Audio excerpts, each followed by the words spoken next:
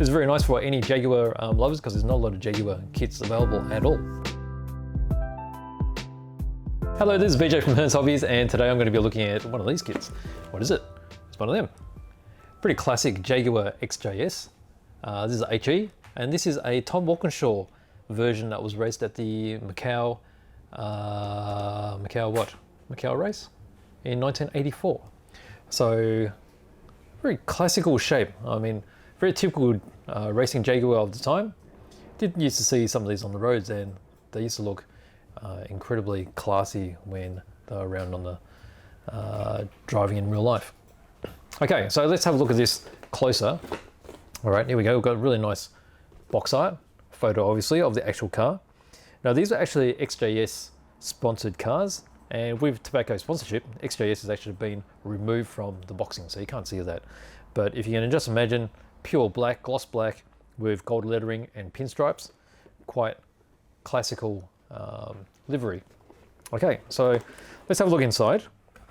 All right, so we've got quite a lot of components for this particular kit because, as you can see, there's no bonnet. It's got engine detail. So you're going to see the V12 there, and there's photo etch and other bits too. So let me put this aside and we'll look at each bit individually. Okay, let's start off with the bodywork. So bodywork has got nicely clean cut bonnet there. It's probably not as glossy as some of the other brands. So I guess Tamiya and Fujimi tend to have highly polished molds. It's not a real problem because to get the best paint finishes, you would generally be rubbing this back anyway. So it just means that beforehand, you'll spend a little bit more time gently polishing this with some very fine sandpaper. With Tamiya ones, you also need to polish them anyway because you want to get rid of all the seam lines of the multi-parts of the mold. So you can just sort of feel them. They're generally on the sides, like across here, and you may find some on the bottom as well. And obviously, if you're polishing this up, you'll finish it up with 2000 or a finer grit sandpaper, and then you'll be putting on your coats, and then you'll be polishing between paint coats as well, and then you get your super mirror finish. Okay, so we'll hold it like this. You can see the classical profile, particularly this C-pillar. It's really streamlined, and they've got that classic in-cut over here because it's got the flat panel for the boot. Okay, very long nose, had a huge engine, V12. The racing engines were actually bored out to 6 litre, so a lot of power there. Got some nice panel lines. So overall, proportions look very good. Okay, it's going to have those classical angled tail lights as well, and then you've got your oval shaped headlights. All right, so that's the bodywork. All right, let's look at this part. So we've got a bag here with the clear components. This is a sort of traditional style, older sort of design in which the windscreen glass is connected to the side glass. Now that's probably easier to put together because you apply the glue across the top and you don't have to worry about bleeding or of the glue coming out the edges. One disadvantage is if it doesn't fit properly, you will see gaps between the A and B pillars with the glass. So that's just something to take notice of as you're preparing the bodywork, because you can cut this out, test fit it, and if it doesn't fit properly, you can readjust the shape of the body with a little bit of hot water, or even if you're very careful, with a hairdryer. Okay, so you've got the rear glass there as well. Looks like the lenses for the front lights, and then also the classical tail lights. Now within there too, you can see there's a sheet of stainless steel photo etch. So there's some grills. So probably for the front grill, selection of mesh there as well. We'll find out in the instructions what that's all about. And then multiple pieces for the seat belts. Okay, within there is also, let's see, there is some material there, which may be for the seat belts, I'm thinking. Sort of hidden away within there. Okay, so that's a bag of some clear and special parts. Let's see some more of these plastic components, and let me just get a closer look. All right, so we get into these chrome parts. Let's move it around so you can see the finish on them. So these are I guess they're modern chromes, but They're probably not as good as some of the other chromes you've seen of later cars. The kit itself is not a really new kit, so hence why this particular chroming looks a little bit heavy. Now, if I were to build this, I would probably take this chroming off and redo it with either one of the good Molotov type chromes or even the green stuff style chrome. Okay, you may be able to see that it is quite thick in some areas, and with the small flashing that's on some of the parts, it does sort of stand out a little bit. I mean, if that sort of scares you redoing chrome, then by all means just use the chrome that's been supplied here, and it'll be similar to building the kit as it was first released some years ago. But there's a lot of technology now, particularly the chrome paints. You can actually make that look really spectacular. So you've got some lenses there, okay, reflectors for lights. There's disc brakes. You've got the front grille, and then there's this injection area here for the engine, and then chrome bumpers, of course. Okay, so from there we have some bodywork. Actually, there's two parts here. We've got the bonnet, okay, and the top of the dash. There's detail from the inside of the bonnet as well. Okay, so there's a few injection mark holes here. You're always going to get some injection pin marking somewhere, and usually they'll put them on the bottom of the component, because usually that's the least noticeable. But seeing that you're going to be opening this bonnet, it'll be quite easy just to fill those with some putty and then just sand them flat. They're not excessively deep or big, so there's not going to be a real hassle there. And then here it's quite smooth, and again you see that it's not totally mirror finished, but just a little bit of rubbing back, that'll be fine. So you prepare that with the bodywork at the same time. All right, from there, what do we have here? Okay, we've got some of the racing components. You've got the racing wheels. We've got the suspension components. So on the racing car, the suspension was beefed up. We have, this will be part of the engine bay. Okay, so within here, the engine will be sitting there. You get your steering wheel, shock absorbers. This appears to be maybe a lower apron. Then parts of the engine, racing seat. Looks like intakes along here. And an axle and diff, belts and windshield wiper. And that'll be a big exhaust, I think. A huge side exhaust right there.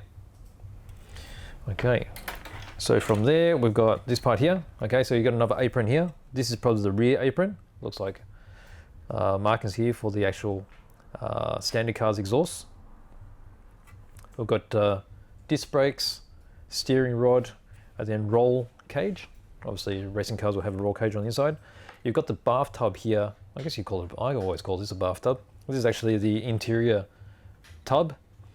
So this is where you're going to have your dashboard and the seats. It's quite stripped out, obviously, because with a racing car they didn't have any trims in them to save weight. The lower section of the dashboard's right here. You've got the pedals already molded in. Steering column, rear mirrors. Got this huge radiator there. That'll be mounted in the front. And a few little bits and pieces there, not too sure what they are. But even for an earlier kit, it's quite crisp. There's hardly any flash on that. Right, moving from there, we've got this little bag here with the tyres in it. Okay, they're sealed up so they don't fog up, I guess, any other parts, because rubber tyres do release some fumes. Inside here is also the little polycaps. And the polycaps are the parts that normally are glued into the disc brakes, so that when the wheels press on, the wheels will have an axle, so that the wheels can rotate, actually, after you've put them on. And these are racing slicks, so no tyre treads at all. If I have the seam line down the center, the easiest thing to do is just to rub them down with a little bit of, say, 300 grit sandpaper, and they actually look like worn down tyres. And it gets rid of that center seam line. All right, so from there, we've got this component here, which has a lot of the engine parts. Okay, it's molded in this grey, slightly metallic type. It's got a lot of depth to it. So I'm guessing these are the exhausts. Now the parts I saw earlier, which I thought were exhausts, I'm not too sure what they are now. So we'll be going through the manual and we'll work it out. So you've got the engine block here. You've got the sump. These look like exhaust outlets, maybe. So you got the V12 happening here. So you got 6 points each side.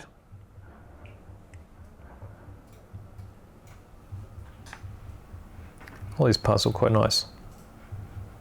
It's good that it's got the engine detail. Not many of the cars do have engine detail. Most of them are curbside, meaning none of the components open up, and then we're left with this sprue here. So we've got the floor pan, huge radiators again. So that looks like a two-part radiator with the fans, large fan here. You've got all the engine mounts, strut mounts. You've got more shocks here. So not too sure what that's about. It must be to adjust to different heights. So some would be spares. So looking at all those parts, they're all quite crisp as well. All right, so from there, we get to the decals. Okay, so as I said earlier, this is a JPS sponsored car. And JPS being tobacco sponsorship, it really needs the JPS to be removed from the exterior.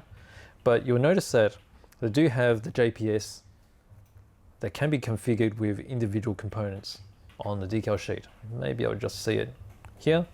So the J actually has backing material for the P and the S. So you need to cut out the P's and the S separately, mount it on top of this one, and then you'll be able to put the whole JPS onto the car. You'll need to do some research on where these go though, because none of the box actually shows you the positioning of these, but you should be quite easy finding photographic references for where they go. So over here we have two different colored windscreen top sponsors. So you've got the white car and the red car. So you've got the options for car number 7 and car number 8. Okay, so there's additional decals for your emergency markings, so your electrical off and towing points. You've got the pinstripes here as well in gold, and then there's instrument panel decals as well. Okay, so from there we move into the manual. All right, so we've got a little bit of history here. We've got the paint codes here, and it's traditional for Hasegawa to show the Mr. Hobby or GSI color codes. First one's being the Mr. Hobby range, which is their lacquer range, and the second with the H's, that's for their aqueous or water-based range. All right, so as we open up, we get a basic guide on, well, that's the legend of all their symbols. You have a guide here on all the parts. So you see all these shaded parts, they're actually the components that aren't used. So those long exhausts, which I saw before, they're actually not used. So you will be using the side exhaust, which is the ones that were over here. Okay, so we start off over here with building the engine. Okay, so you see the whole block going together, cylinder heads. It's quite a lot of components just on the engine itself. And then as you go from there, so that's section 1 is all engine. Section 2 is front suspension. A few holes need to be drilled out in various spots. That's for the specialty components which are for this specific car. So you get the front struts, then mounted on the front section, getting ready for the engine mounting. Rear suspension and rear drive shaft with diff. And over here you can see there's actually 2 lots of shocks on the rear end. So, okay, so that sort of makes sense with how there's additional parts with the shocks. So there's a set of shocks here, they're not used. So you'll be using these other ones for doing that particular rear suspension. This is where the rear uprights are mounted with the disc brakes. And then we start working on the interior. This is the racing harness. So it's a center 3-point harness. And then there's a material that's included. That would have been in that sheet over here with the decals. So it's just hidden in there. It'd be like a plasticized sheet. And that's just cut into strips to use as the seat belts. So you just got to cut it to size as indicated here. And then there's quite a bit of work in actually feeding all that through, because the rear end is actually going to be anchored onto the roll cage. Actually not a roll cage, but the actual chassis. So you see here where the seat's going in, multiple locating points. And then you've got your roll cage, which is fit on top with the dashboard right there getting put together. And then you end up with your wheels and your tires with the polycaps. And then you start putting together your sub-assemblies. So your interior tub, is mounted on your chassis or your floor pan. Engine is mounted in, top part of the engine bay. And then we flip over to the other side. Final assembly, which is the bodywork. You've got your rear apron, your front apron, glass going in. You got your chrome bumpers, the radiator and the headlights, tail lights, rear bumper, and then your rear windscreen, and then finishing off with the bonnet, the intake, and then your chassis is clipped into the bodywork, and that's pretty much finished. So over here we have the decal guide. So it shows you both options for the number 7 car or the number 8 car. So you can see here 7 car orientation, number 8 car orientation, but it doesn't give you the JPS. Okay, so JPS is going to be probably on the doors, on the bonnet. So you just have to do a little bit of research and you'll be able to find out exactly where to locate those. But as you can see, really nice kit. It's come together like so. And that's the Hasegawa 1/24 scale Jaguar XJ-S HE as raced in Macau in 1984. So lots of great bits in it. A bit of a complicated kit with the addition of the engine. So that's going to give you a lot more pleasure in building an engine, something you show off later on as well, because that's going to add so much more character to the car. And then also being a classical JPS color scheme, and particularly they include the JPS, so you don't have to look for aftermarket decals.